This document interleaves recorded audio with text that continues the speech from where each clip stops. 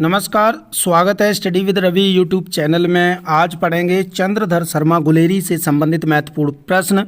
उनकी जो कहानियां हैं, उसने कहा था, बुद्धू का कांटा और सुखमय जीवन। इन्होंने केवल 3 कहानियां लिखी, उन्हीं से संबंधित महत्वपूर्ण प्रश्न हैं। और ये प्रश्न LT ग्रेड, TGT, PGT परीक्षाओं के लिए अति महत्वपूर्ण हैं, तो इसलिए प्लीज़ वीडियो को लास्ट तक देखें।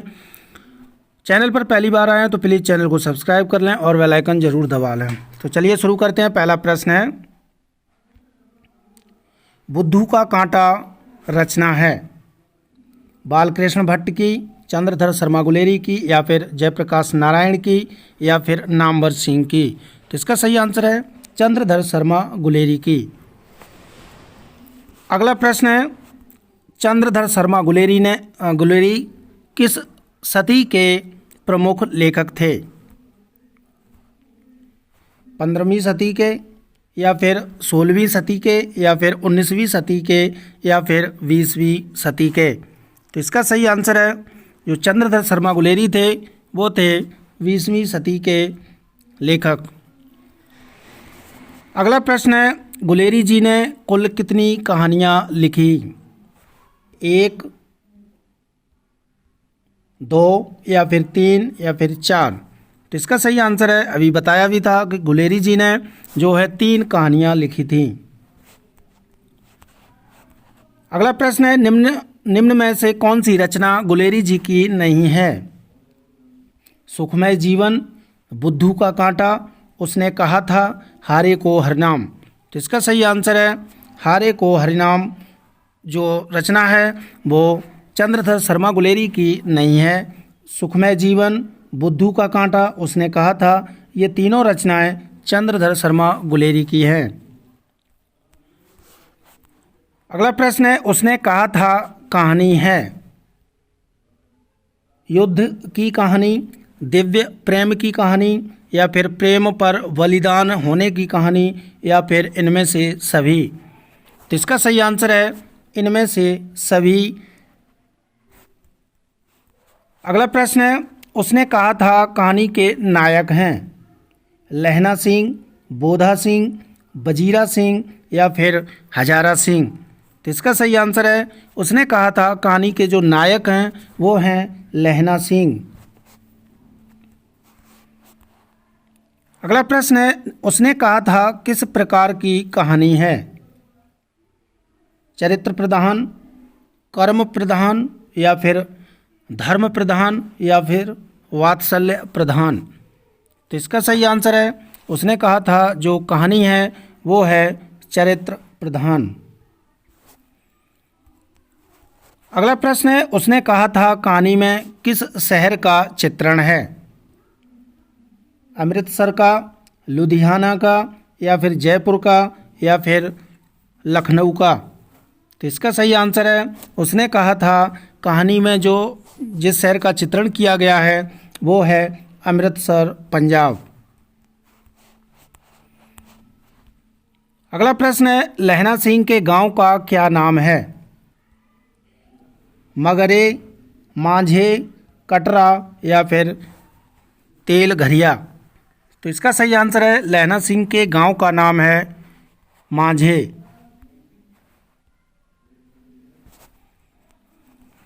अगला प्रश्न है, लहना सिंह किस पद पर था?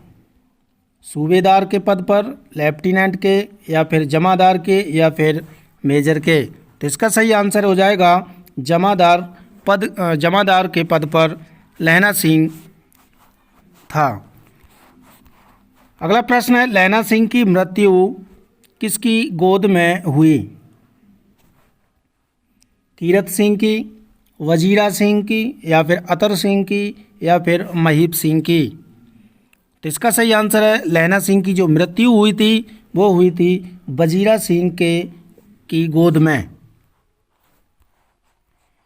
अगला प्रश्न है, पलटन का विदूषक कौन था? हजारा सिंह, मुख्तार सिंह, वजीरा सिंह, या फिर कुलदीप सिंह। तो इसका सही आंसर है वजीरा सिंह। वजीरा सिंह जो था वो पलटन का विदूषक था। अगला प्रश्न है, सूबेदार हजारा किस सूबेदार हजारा सिंह के लड़के का क्या नाम था? बोधा सिंह, महासिंह, कीरत सिंह या फिर जगधारी सिंह? तो इसका सही आंसर है सूबेदार हजारा सिंह के लड़के का नाम था बोधा सिंह। अगला प्रश्न है, भारतीय सिपाहियों का किसके साथ संघर्ष हुआ था? फ्रांसीसियों के साथ, तुर्कों के साथ, अंग्रेज़ों के साथ या फिर जर्मनी के साथ? तो इसका सही आंसर है भारतीय सिपाहियों का जो संघर्ष हुआ था वो हुआ था जर्मनी के साथ। अगला प्रश्न है कि जर्मन पलटन को किसने मार गिराया था? सूबेदार ने, बोधा सिंह ने, लहना सिंह ने या फिर वजीरा सिंह ने? तो इसका सही आंसर है जर्मन पलटन को जो मार गिराया था वो लहना सिंह ने मार गिराया था। अगला प्रश्न है, सिख राइफल्स के जमादार लहना सिंह का नंबर क्या था? 77, 105, 1805 या फिर 72? तो इसका सही आंसर है 77। अगला प्रश्न है कि सरकार ने सूबेदार को जमीन कहाँ दी? संजलपुर में, अलावलपुर में या फिर जलालपुर में या फिर लायलपुर में? तो इसका सही आंसर है कि सरकार ने सूबेदार को जो ज़मीन दी थी वो दी थी लायलपुर में। अगला प्रश्न है, गुलेरी जी का जन्म हुआ था हरियाणा में, जयपुर राजस्थान में, कांगड़ा हिमाचल प्रदेश में या फिर गुजरात?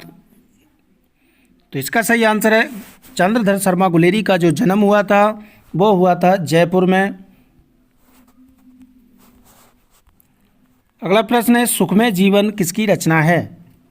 तो सुखमय जीवन जो कहानी है वो है चंद्रधर शर्मा गुलेरी की। अगला प्रश्न है और ये आज का लास्ट प्रश्न है कि उसने कहा था कहानी कब प्रकाशित हुई थी? 1913 ईस्वी में, 1912 में, 1915 में या फिर 1900 में? तो इसका सही आंसर है उसने कहा था कहानी जो प्रकाशित हुई थी वो 1915 ईस्वी में प्रकाशित हुई थी। तो ये प्रश्न अच्छे लगे हो तो प्लीज़ वीडियो को लाइक करें, शेयर करें और चैनल को सब्सक्राइब ज़रूर करें। Thank you.